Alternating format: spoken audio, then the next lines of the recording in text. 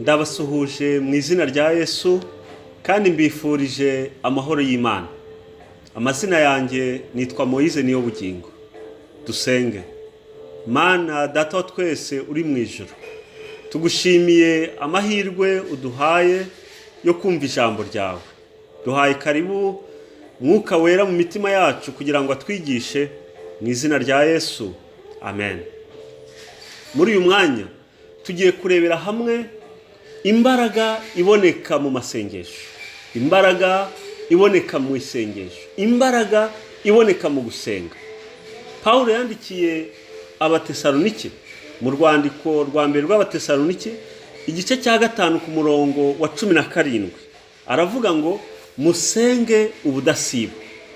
Gusenga ubudasiba ni ugusenga nta kiruhuko, ni uguhozaho, ni ugusenga ibihe byose, yaba ari ibihe by'izuba cyangwa se ibihe by'imvura, mu gihe ubuzima bumeze neza cyangwa se butameze neza, igihe cyose tugasenga.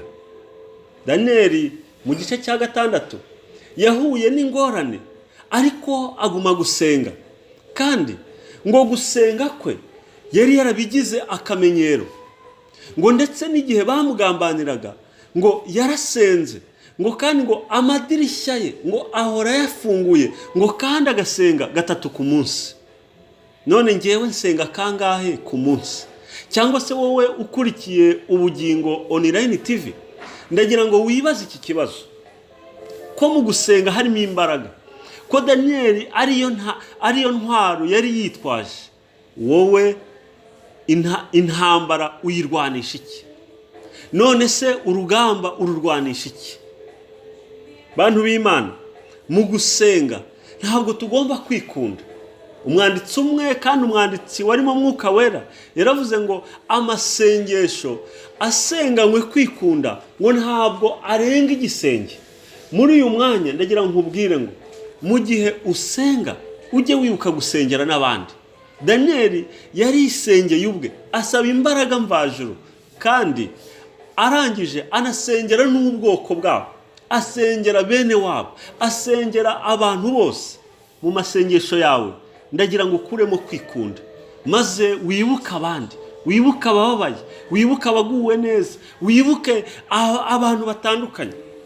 Ijambo ry'Imana ritubwira kandi riduhugura ko amasengesho arimo uburyo bugeze kuri 4. Hari ubwo amasengesho abera mu ruhame, mu iteraniro, abantu bari gusenga mu rusengero cyangwa se ahandi bagize iteraniro. Aya masengesho akwiriye kwitonderwa. Ni amasengesho kubera ko ari ugusengera mu iteraniro abantu benshi bumva, ni amasengesho akwiye gusenganwa ubwitonzi. Umumama umwe baramuhagurukije ngo asenge, arasenga ageze hagati, maze aravuga ngo yari yibutse ibimuberaho iwe mu rugo, ibimubaho, cyangwa se yari yibutse ibyiwe mu rugo, situation yarabayemo, maze arasenga ati Nyagasani, ibindi byose warabishoboye, ariko ibyanjye n'umutware wanjye byarakunaniye. Nimutekereze umutware we ari muri iryo teraniro, nimutekereze se abumvise iyo nkuru. Mu gihe usenga uri mu ruhame ukwiye kumenya ibyo usenga ibyo ari byo. Kandi hari amasengesho yo mu muryango, aho umugore n'umugabo n'abana basengera ibyifuzo byabo, basengera ibyo bifuza kugeraho. Ayo nayo umwanditsi aratubwira ngo ntabwo agomba kurambira abana kugira ngo ahari badasinzira, cyangwa se no mu bashakanye hari ubwo bamwe baba batakunda ayo masengesho. Ayo masengesho agomba kuba magufi kandi aryoheye amatwi, kugira ngo ahari se abana cyangwa se uwaba atayakunda nawe ye kumurambira. Hari amasengesho rero y'umuntu ku giti cye. Aya masengesho y'umuntu ku giti cye namwe twita ngo amasengesho yo mu rwiherero. Aya masengesho agomba kubera kure y'abanyamatsiko. Hari abantu benshi bakunda kuba bagira amatsiko, bakagira n'amatsiko ku masengesho cyangwa se iby'undi muntu asenga. Wowe udukurikiye, ndagira ngo ujye ufata akanya wiherere maze usenge. Hari ubwo ushobora gusabira abantu ubavuze mu mazina. Ibyo rero bisaba kugira ngo ube uri wenyine. Kandi hari ubundi bwoko bw'amasengesho, ya yandi dusengera mu mutima, amwe ngo atembera nk'uruzi agenda buhoro. Aya masengesho abera ahantu aho ariho hose, aho waba uri hose wayasenga. Niyo waba uganira n'abandi, Mwuka Wera akumvishije icyo ugomba gusaba, nayo wayasenga kandi arakenewe. Ijambo ry'Imana ndashaka gusoreza kuri iri somo. Muri Luka igice cya 18 hatubwira igitekerezo cy'umupfakazi ngo watitirije umucamanza. Ariko iki gitekerezo Yesu ubwo yakivugaga yavuze ko ngo uyu mucamanza atitaga ku bantu, ariko uyu mupfakazi, uyu mubyeyi ngo yaramutitirije. Buri munsi ku manywa na nijoro agahora amuzindukira akamubwira ngo nyabuneka mucamanza, wowe ufite ubushobozi ndengera. Maze ijambo ry'Imana ratubwira ngo kuko ku murongo wa 7 ngo kubera yuko yamutitirije ngo yamuhaye ibyo yamusabaga. Ku murongo wa 7 igice cya 18 muri Luka haratubwira ngo none se ubwo uyu mucamanza yabashije kurengera uyu mubyeyi, ngo Imana yo ngo izirengagiza intore zayo ziyisaba ku manywa na nijoro? Ijambo ry'Imana riratubwira ngo oya, ntabwo Imana izatwirengagiza. Ndagira nkwifurize wowe udukurikiye gusenga igihe ubishaka n'igihe utabishaka. Ntitugomba gusenga kandi dutegeka Imana. Hari ubwo usenga kubera ko ibyo wifuza ugashaka ko ari byo Imana igukorera. Imana igira ibisubizo bitatu. Imana iravuga ngo yego mu gihe wicujije ibyaha byawe, Imana ihita ikubabarira. Ariko hari nubwo ushobora kugira ibyo usengera, Imana ikavuga ngo hoya, kuko Imana ireba kure ikabona ko bitakubereye cyangwa bizakugwa nabi, maze igisubizo cyayo kikaba oya. Ndagira nkubwira ngo igisubizo cya gatatu cy'Imana harimo tegereza. Nubona ibyo wifuza bitari kugerwaho, igisubizo cy'Imana hari ubwo cyaba ari tegereza. Ndagira ngo we kurambirwa.